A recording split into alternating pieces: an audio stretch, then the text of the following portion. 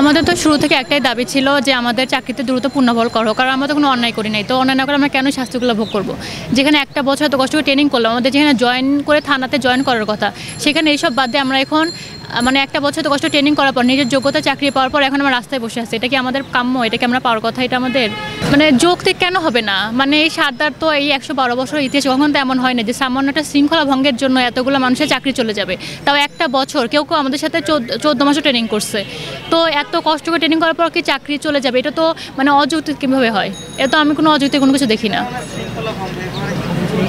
হ্যাঁ, তারা বলেছে যে আমরা মাঠে শৃঙ্খলা ভঙ্গ করেছি, তারপরে কেউ কেউ ক্লাসে শৃঙ্খলা ভঙ্গ করেছে, মানে এটাই তাদের অভিযোগ ছিল। কিন্তু যেটা পুরোপুরি মিথ্যা অভিযোগ, মানে এখানে অভিযোগের মানে এটা পুরো একটা বানোর একটা মিথ্যা অভিযোগ আমাদের চাপা দেওয়া হয়েছে। মানে এই সামান্য শৃঙ্খলা ভঙ্গের জন্য কারো চাকরি যায় না। তো এই কারণটা আমরাও জানতে চাই, কেন জানতে চাই। আমরা প্রথমে অব্যাহতি পাওয়ার পরেই আমরা মাননীয় স্বরাষ্ট্র উপদেষ্টা বরাবর, তারপর মাননীয় প্রধান উপদেষ্টা আইজিপি বরাবর আমরা স্মারকলিপি দিয়েছি। তারপর সেখান থেকে আমরা কোনো প্রত্যুত্তর পাইনি। না পেয়ে আমরা আরও বেশ কিছুদিন সময় অপেক্ষা করে আমরা গত 5-6 তারিখে আমরা অবস্থান করেছিলাম।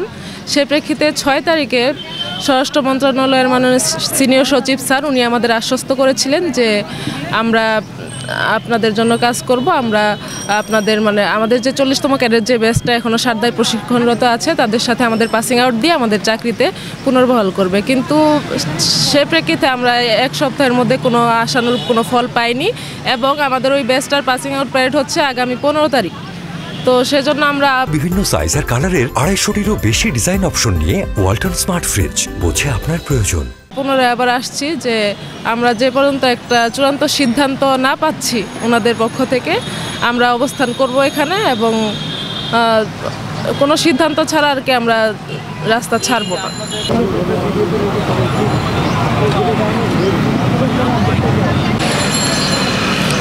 কর্মসূচি বলতে আপনারা তো জানেন যে আমাদের যে টোটাল 321 জনকে চাকরিচ্যুত করা হয়েছে, তো বিশৃঙ্খলার কারণ দেখিয়ে। তো আমাদের এই গত কয়েকদিন আমরা বসেছিলাম, তো তখন আমাদের একটা আশ্বাস দেওয়া হয়েছিল যে আমাদেরকে পুনর্বহাল করার ব্যাপারে আশ্বাস দেওয়া হয়েছিল।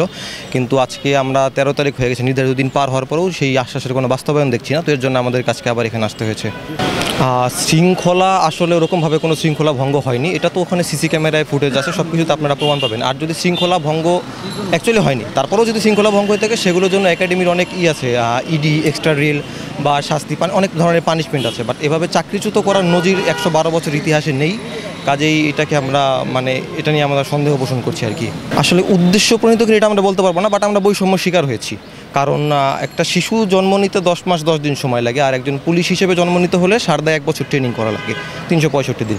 তো সেখানে আমরা অলরেডি 355 দিনের মতো ট্রেনিং করে ফেলেছি। ভূমিষ্ঠ হওয়ার আগ মুহূর্তে আমাদেরকে সেখান থেকে বের করেছে, আবার অনেকে 14 মাস ট্রেনিং করে তারপর ওই যে লাস্ট 8 জনকে বের করা হয়েছে।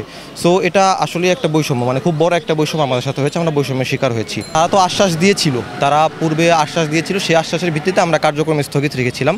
কিন্তু এখনও আমরা নতুন করে কোনো আশ্বাস পাইনি, যেটা আজকে হয়তো কথা বললে জানা যাবে। আজকে কিছুক্ষণ পরে আমাদের মিটিং হবে, মিটিং হলে তখন জিনিসটা বোঝা যাবে। আমরা আশাবাদী।